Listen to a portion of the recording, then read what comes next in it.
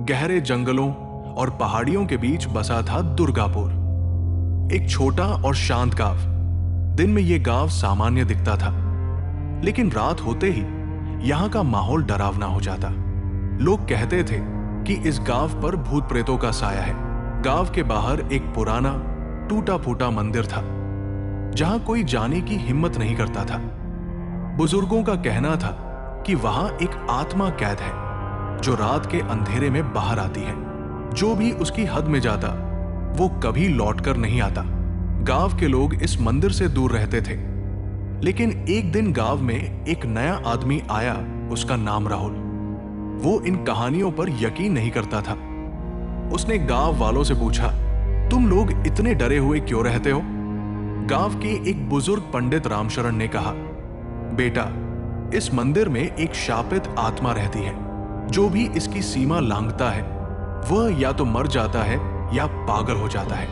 राहुल ने इस बात को मजाक समझा और कहा, अगर यहां सच में कोई आत्मा है तो मैं खुद जाकर देखूंगा। गांव वाले उसे रोकते रहे, लेकिन उसने किसी की नहीं सुनी।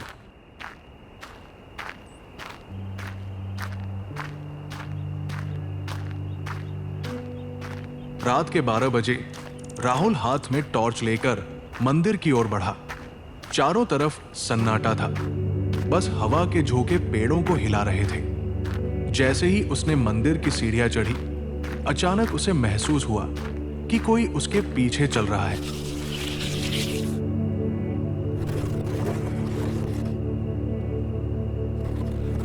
उसने पीछे मुड़कर देखा, लेकिन वहां कोई नहीं था। मंदिर के अंदर पहुंचते ही एक अजीब सी ठंडी हवा उसके चेहरे से टकराई। अंदर सब कुछ टूटा फूटा था और दीवारों पर अजीब सी लाल रंग की आकृतियां बनी हुई थी। जैसे ही उसने दीवार पर हाथ रखा, एक भयानक चीख गूंज उठी। राहुल का पूरा शरीर कांप गया। अचानक मंदिर के कोने में उसे एक साया दिखाई दिया। वो साया लंबा, काला और बिना आंखों का चेहरा। राहुल के रोंगटे खड़े हो गए। वो भागने के लिए मुड़ा, लेकिन दरवाजा अपने आप बंद हो गया। तभी एक भारी आवाज गूंजी, अब तुम यहां से नहीं जा सकते। राहुल पूरी रात मंदिर में फंसा रहा। सुबह जब गांव वालों ने उसे मंदिर के बाहर बेहोश पड़ा देखा, तो वे डर गए। पंडित रामशरण ने उसे होश में लाने की कोशिश की, लेकिन जैसे ही राहुल ने आंखें खोली, उसकी आंखें काली पड़ चुकी थी। अब वो पहले जैसा नहीं रहा। वो अजीब अजीब बातें करने लगा। कभी हंसता, कभी रोता और कभी मंदिर की ओर इशारा करके बड़बड़ाता। वो आ रही है, अब कोई नहीं बचेगा। गांव वालों को समझ आ गया कि राहुल पर आत्मा का साया पड़ चुका है। उन्होंने तुरंत गांव के तांत्रिक बाबा अग्निदेव को बुलाया। बाबा ने कहा, यह आत्मा बहुत शक्तिशाली है, इसे रोकने के लिए हमें हवन करना होगा, वरना यह पूरे गांव को खत्म कर देगी। उस रात गांव में अजीब घटनाएं होने लगी। घरों के दरवाजे अपने आप खुल बंद होने लगे।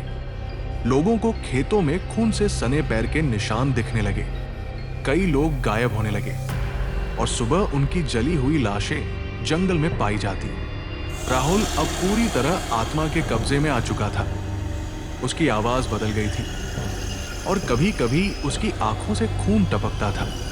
एक रात वो अचानक गांव के बीचों बीच आकर जोर से चीखा, अब कोई नहीं बचेगा, मैं सबको मार दूंगी। और तभी तेज हवा चली, आसमान में काले बादल छा गए और गांव के चारों ओर आग लग गई। बाबा अग्निदेव और गांव के लोग राहुल को मंदिर में ले गए। बाबा ने मंत्रोच्चार शुरू किया, लेकिन तभी राहुल जोर से हंसने लगा। तुम मुझे हरा नहीं सकते। उसके शरीर से एक काली छाया निकली और मंदिर में घूमने लगी। बाबा ने अपनी शक्ति से एक त्रिशूल उठाया और जमीन पर दे मारा। मंदिर की दीवारें हिलने लगी और आत्मा दर्द से चीख उठी। बाबा ने कहा, हे आत्मा, तेरा समय पूरा हुआ, तू अब इस दुनिया से मुक्त हो जा। आत्मा जोर जोर से चीखने लगी। अचानक एक तेज धमाका हुआ और पूरी आत्मा जलकर राख बन गई।